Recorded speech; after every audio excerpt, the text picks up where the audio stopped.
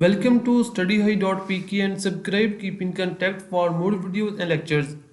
Today I am going to start our next lecture of chapter Lippers Medical Biochemistry. In last lecture we have studied about the different types of phospholipids like triglycerides, cephalin, lecithin and the most conceptual sphingomyelin, the structure, the function and different type of enzymes that involve in breakdown of sphingomyelin and diseases related to sphingomyelin. In today's topic, we will discuss the types of lipid part 2, in which we will discuss phosphatidylinositol, cardiolipin, plasmalogens, etc. So let's start our today's lecture. First of all, I want to explain the structure of phosphatidylinositol. Then I will explain how it performs different functions like as a second messenger system in the cells of human body and role of different type of protein enzymes like role of protein C and protein kinase C etc. Phospholipase C in generation of or what is the relation of phospholipase C with phosphatidylinositol. So first of all, this is the normal structure that you know about phosphatidic acid that consists of two fatty acids connected at carbon 1 and carbon 2, whereas the third carbon of glycerol is connected with phosphate group. This is the most basic structure of all type of phosphatidic acid, phosphate derivatives of phosphatidic acid. In case of ethanolamine, this oxygen is connected with ethanolamine and results in formation of phosphatidyl ethanolamine. In lecithin or phosphatidylcholine, this oxygen is connected with choline base. Likewise, in phosphatidylserine, this phosphate group is further connected with serine amino acid. In case of phosphatidylinositol, this is further connected with a 6 carbon ring, a stereoisomer of inositol called myoinositol, and results in formation of phosphatidylinositol. The numbering starts from this carbon that is connected with phosphate group of phosphatidic acid, carbon 1, 2, 3, 4, 5, 6. And every carbon like glucose consists of an hydroxyl group and a hydrogen. Like carbon 2, like carbon 3 also consists of one hydroxyl group and one hydrogen. But the hydroxyl group that are connected with carbon 4 and carbon 5, just assume this is a hydroxyl group that is connected with carbon 4 and this is that is connected with carbon 5. These two hydroxyl groups in our cells can be converted into phosphate group or further be by reaction of phosphoric acid. They further give a different type like myoinositol 4,5 bisphosphate. These two hydroxyls that are connected with carbon 4 or 5 can further be form a history linkage with phosphate group, resulting in formation of 4,5 bisphosphate, and its name will be myoinositol 4,5 bisphosphate. This is the basic structure of phosphatidylinositol and its hydroxyl groups that are connected with 4 and carbon 5 can be further phosphorylated. As a result, the resulting compound that attaches with this phosphatidyl residue is myoinositol 4,5 bisphosphate. Now I am going to discuss the functions or how phosphatidylinositol involved in acting as a second messenger or hormone or reception or transformation of hormone action from one part of the cell to other part. If you remember my previous lecture, I have also explained in that lecture that in myophosphatidylcholine, the fatty acid that is connected with carbon 1 of the glycerol is stearic acid, and the fatty group, the unsaturated fatty group that connects with carbon 2 of glycerol of phosphatidylinositol is arachidonic acid. That's why phosphatidylinositol is also a precursor of arachidonic acid. And then this arachidonic acid can further be processed to cyclooxygenase pathway or lipoxygenase pathway as I have explained in previous lecture. In lecture number 3, that this arachidonic acid can be converted into different types of prostaglandins E2, F2. I have explained in detail in lecture 3.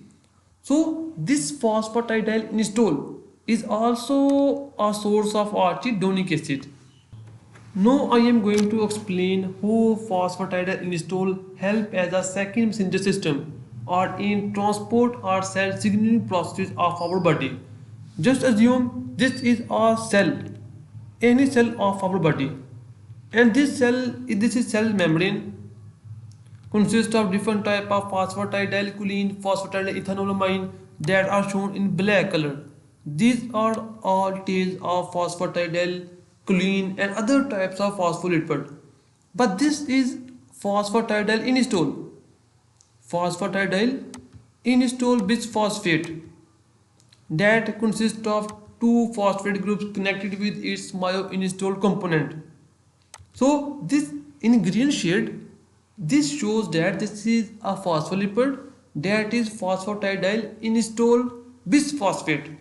This is a receptor, as every cell consists of a different types of receptors. Now I am going to show how phospholipase C and how phosphatidylinositol involved in controlling the cell signaling process of the body. First, just assume this is a receptor, this is a hormone, growth hormone, any type of hormone.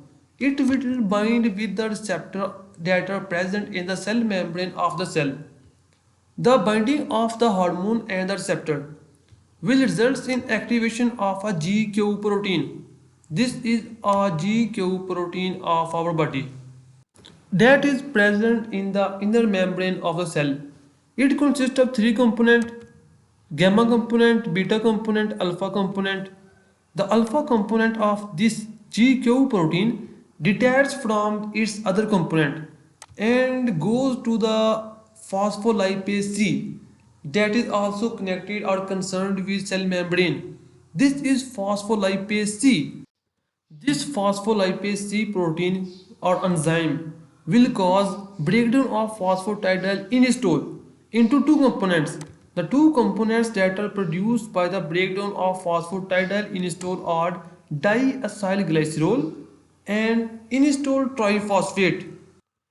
Here is our phosphatidylinositol. Who phospholipase C? If someone asks you or your mind asks you, who phospholipase C or which bond present in this compound will be broken by phospholipase C? Phospholipase C will cause breakdown of phosphatidylinositol into two parts, and the bond that is broken by the phospholipase C protein is the carbon and oxygen bond that are present between the phosphatide, this glycerol and phosphate group. As a result, two components that will form. One component that consists of myoinositol that is further connected with three phosphate group. One phosphate at carbon 1, second carbon at carbon 4, third phosphate at carbon 5. Now this myoinositol connected with three phosphate group. After breakdown of this bond between that is present between carbon and oxygen of glycerol and phosphate, this phosphate that was originally a component of phosphatidic acid now becomes a component of myoinositol, and the remaining portion consists of a glycerol molecule that connected with stearic acid and arachidonic acid. The remaining component is called diacyl. Diacyl means it consists of two fatty acids, glycerol, and phosphate group has been broken or has been joined with myoinositol, and it is called inositol triphosphate. What really happened? First, there is a hormone. This is an hormone H. It binds with the receptors that are present in the cell membrane of the cell. These receptors will activate GQ protein of our cell. These GQ proteins has three types of subunits: alpha, beta and gamma. The alpha subunit of this GQ protein activate the phospholipase C. This phospholipase C will cause a breakdown of phosphatidylinositol bisphosphate into two components. One is diacylglycerol and second is inositol triphosphate. One component inositol triphosphate And second component that also consists of stearic acid and arachidonic acid, diacylglycerol. These two components are produced by the action of phospholipase C. Now, what is the function of its components that are produced by the action of phospholipase C enzyme on phosphatidylinositol? Now I am going to explain the function of the components that are produced by the phospholipase C by breakdown of phosphodiethyl bisphosphate into inositol triphosphate. This is inositol triphosphate and this is diacylglycerol. This inositol triphosphate, as you know, our cells consist of a large number of membranes that are called endoplasmic reticulum, that consist of a number of membranes, and the cell membrane of endoplasmic reticulum also consists of receptors. This inositol triphosphate will bind with the receptors that are present in the cell membrane of endoplasmic reticulum. As a result, you must also know endoplasmic reticulum or sarcoplasmic reticulum in cases of heart and different types of muscles consist of a large amount of calcium ions. When inositol triphosphate binds with this receptor, it will cause the movement of calcium ions through this receptor into the cytoplasm of this cell. What is the function of inositol triphosphate? It binds with the receptors that are present in the endoplasmic reticulum and cause the movement of calcium ions out of this cell membrane. And this calcium that is originally present in endoplasmic reticulum now enters in our cytoplasm. What are the functions of this calcium that enters in our cytoplasm? And what are the functions of diacylglycerol? Diacylglycerol also a source of arachidonic acid, and phospholipase A2 is the enzyme that involved in formation or release of arachidonic acid from this component. But here we are going to discuss how this hormone produces its actions. As you know that our body consists of different type of proteins that consist of polypeptide chains, and sometimes a little modification of this polypeptide chain is required to make this protein functional, like phosphorylation.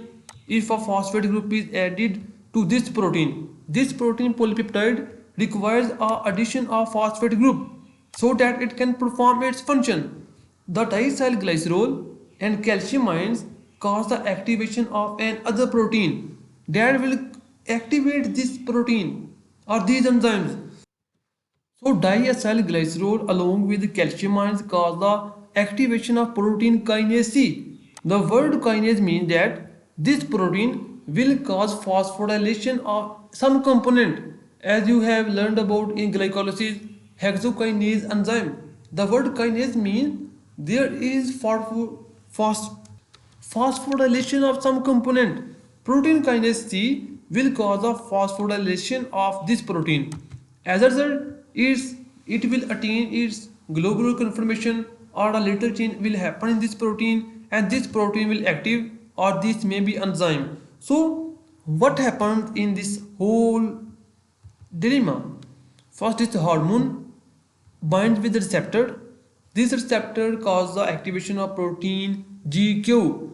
This protein GQ causes the activation of phospholipase C. Phospholipase C causes the breakdown of phosphatidylinositol bisphosphate into two components, diacylglycerol and inositol triphosphate. This inositol triphosphate bound with the receptor that are present on the cell membrane of endoplasmic reticulum and cause the movement of ions from the endoplasmic reticulum into the cytoplasm. This calcium and diacylglycerol together cause the activation of a protein called protein kinase C. This protein kinase C will phosphodilyl or add the phosphate group into a protein and activate it. On activation of this protein, it can perform the function that is needed by the cell or that is triggered by the hormone. Depending on the hormone, protein kinase C will phosphodilyl or add the phosphate group to a definite protein. In this way, the action of the hormone has been transferred to the protein kinase C through the phosphatidylinositol bisphosphate. This is the second messenger. Its working of hormone has been transferred from this phosphatidylinositol to the protein kinase C. So it acts as a second messenger system. I have explained you what is the structure of phosphatidylinositol, its myoinositol component, and phosphorylation is possible at carbon 4, 5 and Ho phospholipase C cause the breakdown of bond between the phosphate group and carbon 3 of glycerol, resulting in formation of two components, diacylglycerol and inositol triphosphate. And how these inositol triphosphate and diacylglycerol can cause the activation or as the second messenger system. Now I will explain you the structure and the function of cardiolipin. Why it is called cardiolipin? This phospholipid has a role or has a relation with causing heart diseases. I will explain you how cardiolipin can affect our heart muscles or our heart functioning, how it can cause a destruction or dystrophy of our skeletal muscle. So because this phospholipid has a relation in causing heart diseases, that's why we also say him other its drive its name because of its functions or its relation in causing different types of heart diseases. That's why its name is cardiolipin. What is the structure of cardiolipin? It consists of two phosphatidic acid that are joined by a glycerol molecule. These are the three components of cardiolipin. One phosphatidic acid and second component is also phosphatidic acid, and both are connected with each other with an other molecule of glycerol. So the second name of cardiolipin structure is that it is diphosphatidyl glycerol. As it consists of two phosphatidic acid, that's why diphosphatidyl, and glycerol means that it also joined or consists of one glycerol molecule. So if someone asks you how many total glycerol molecules that are present in cardiolipin, so you can count one glycerol, and phosphatidic acid also consists of one glycerol, and this phosphatidic acid also consists of one glycerol. Total three glycerol molecules are present in cardiolipin. And where it present in our body? It present in the mitochondrial inner membrane. And what it causing in our inner membrane, we will discuss. First of all, I want to show you the detailed structure of cardiolipin. This is one phosphatidic acid. This is structure of its first carbon 1 of glycerol. In normal phosphatidic acid, you know that it consists of a glycerol molecule, and first two carbons of glycerol are connected with acyl or fatty acids through ester linkage, whereas the third carbon is connected with phosphate group. This is the normal structure of phosphatidic acid. But in case of cardiolipin, in normal phospholipids like in lecithin, this phosphate is further connected with choline, or in case of cephalin, it is further connected with ethanolamine. But in case of diphosphatidyl or cardiolipin, it consists of two fatty acids, two phosphatidic acid that are joined by another molecule of glycerol. This is another molecule of glycerol, and this O is further connected with this carbon third of glycerol, and carbon 1 of glycerol connects the second phosphatidic acid. It also further consists of two acidic groups. It is not much difficult. You first know what is the structure of phosphatidic acid. Very simple. You also know what is the structure of glycerol. First you have to draw a phosphatidic acid on this side, and then you have to draw a glycerol in between these two phosphatidic acid. Then the phosphate groups of these two fatty phosphatidic acid should bind through a ester linkage with this glycerol. The carbon 1 of this glycerol connected with one phosphatidic acid, and carbon third of this glycerol is connected with another phosphatidic acid, and total 3 glycerol molecules are present in cardiolipin or diphosphatidyl glycerol. So this is the simplest, not much simple, but this is the structure of diphosphatidyl glycerol. It consists of two phosphatidic acid that are connected with each other through their phosphate group with a molecule of glycerol. Now I am going to show you what is the structure of this cardiolipin. If this is a mitochondria, as you know, it consists of two membranes, outer membrane and inner membrane. Inner membrane also called crista. And what is the major function of mitochondria? The major function of mitochondria is energy production. It involves in formation of ATP, and on inner cell membrane, a process that occurs is electron transport chain. And what is the function of electron transport chain?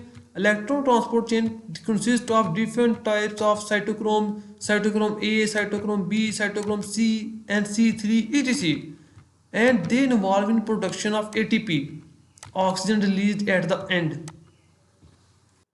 And cardiolipin are abundantly present on the inner membrane of mitochondria and involve in maintenance of these cytochromes that involve in energy production or ATP production from NADP, NADPH, NADH and FADH. The function that are performed by electron transport chain for producing ATP through cytochromes is maintained by cardiolipin in mitochondria. So cardiolipin's function is to maintain these cytochromes that involve in production of ATP. If no cardiolipin, there will be no maintenance of these cytochrome. There will be less ATP. And as you know, ATP is required for normal functioning of our heart, as our heart consists of different type of sodium channels, potassium channels, or sodium potassium channels that control the concentration of potassium and sodium inside and outside the cell of our heart muscles and other skeletal muscles. No ATP, no pumping of these ions from one side to other side. As a result, what will happen? There will be a cardiac myopathy, skeletal myopathy. As a result, heart diseases and death can also be occurred. But one most important thing, if you remember your evolution theory, mitochondria, according to evolution theory, mitochondria is not a component of eukaryotic cell. It has been entered from some other type of cell as eukaryotes cannot initially as scientists think. So cardiolipin is not our body. It does not belong to us. It is a foreign particle. If this cardiolipin got entered into our circulatory system or you enter it, our body will take it as a foreign organ, as a foreign particle, as an antigen and start producing antibodies, and our WBCs will eat these or destroy this cardiolipin. So this is the structure of cardiolipin and role of cardiolipin. I have also explained you why cardiolipin is called cardiolipin, because it is related with our heart diseases and it present in inner membrane of mitochondria and involved in maintenance of electron transport chain. So helpful in production of ATP, which are very helpful. Our body loves ATP very much. Now I am going to discuss another phospholipid, plasmalogen. What is the function of plasmalogen? It is present in our brain and our neurons, cardiac related to our heart muscles. So its function is mostly in our nerve system. The structure of plasmalogen that you must know is very simple. Some scientists think that they provide a protective role in some oxygen species that can oxidize some of the components or cells of neurons. It consists of glycerol molecule, and at carbon number 3 it is joined with a phosphate group like in other phospholipids, and ethanol amine. Most commonly ethanol amine involved in production of plasmalogens. The only difference between other type of phospholipid and in this phospholipid is that in other phospholipids at carbon number 1 there is a fatty acid like that occurs in carbon 2, but in plasmalogens it is an ether linked. It is an alkyl unsaturated group that is connected with carbon 1 through ether. What is ether linked? This is ether linked in which two carbons are connected with oxygen, or this is ether linkage in which two alkyl groups are connected with oxygen. There is no carbonyl bond or other bond. This is ether linkage. So these alkyl unsaturated connected with carbon 1 of glycerol with this ether linkage, and this is Unsaturated. This is structure of plasmalogen. In plasmalogen, carbon 1 consists of alkyl unsaturated group that is connected with this carbon 1 through ether linkage, carbon 2 acetic acid, at carbon 2 of fatty acid, and carbon 3 further connected with like other phosphatidic acid. Phosphate group is further connected with ethanol amine. Another important phospholipid that is released by some of the platelets when they involve in causing different type of reaction in the body or clotting. They secrete different type of granules that attract other WBCs, other type of cells. These platelets, so platelets also release a phospholipid that is called platelet activating factor that involve in aggregation of platelet, involve in blood clotting process, release of or attraction of different type of leukocyte. This the structure of this platelet activating factor is only that it also connected at carbon 1 through the ether linkage, but the alkyl group is saturated, not unsaturated like plasmalogen. So if the double bond of plasmalogen that is present in alkyl group that is connected at carbon 1 is converted into single bond, then we say it is platelet activating factor. The structure of platelet activating factor and plasmalogen is same. The only difference is the saturation or unsaturation. The alkyl group that is connected with glycerol at carbon 1 in plasmalogen is unsaturated, whereas the alkyl group that is connected at carbon 1 in platelet activating factor is saturated. Sometimes what happen in metabolism of our phospholipids at carbon 1 there is a fatty acid like in normal conditions, whereas at carbon 2 one fatty acid has been removed by the lysosomal enzyme or during different type of conversion of phospholipid, and it is the phosphate group that is connected at carbon 2 has been removed. Other structure of this phospholipid remains same. It still consists of a fatty acid at carbon 1. It still consists of a phosphate group that is connected with either choline or other type of bases at carbon 3. But the one fatty acid that is connected at carbon 2 has been removed. Such fatty phospholipids or fatty acid containing lipids are called lysophospholipids because some of the lysosomal enzyme cause the breakdown of one fatty acid at carbon 2 or carbon 1, as such compound contain only one fatty acid and other structure remains same. One fatty acid has been removed, so such phospholipid are called lysophospholipid. They have also a role in causing different type of diseases like atherosclerosis. So today's lecture I inform you about structure of plasmalogens, role of platelet activating factor. I also explain you how cardiolipin can cause heart diseases, why we call him cardiolipin, its structure. I also explain you the different types of functions performed by phospholipase C, protein kinase C, role of phosphatidylinositol bisphosphate, structure of phosphatidylinositol, etc. This is today's lecture. In next lecture, we will study a very important topic, glycolipid, their function, their diseases. Hope you best of luck, best wishes, like, subscribe, share. Thank you.